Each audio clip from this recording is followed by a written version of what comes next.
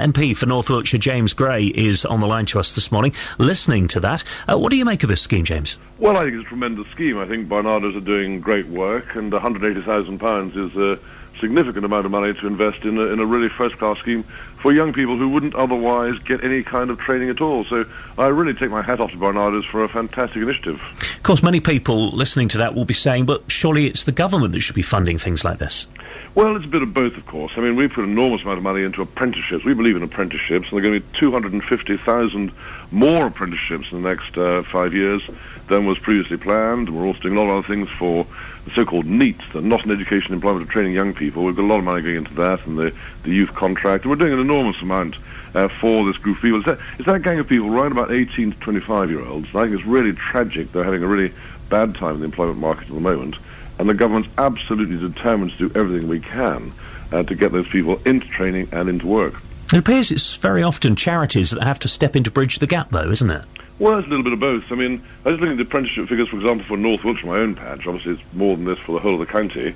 My own patch, we've got 370 apprenticeships this year, which gone up, no, wrong, 520 this year, gone up from 370 last year. So a good increase, I think a 40% increase in the number of apprenticeships in Wiltshire. But of course, we work well together with the voluntary sector and with the charitable sector. And one of the great things that we have, the big society in this country, is that all sorts of different organisations make their contribution to making the place a better place. And I really welcome the fact that Barnardos are doing this work.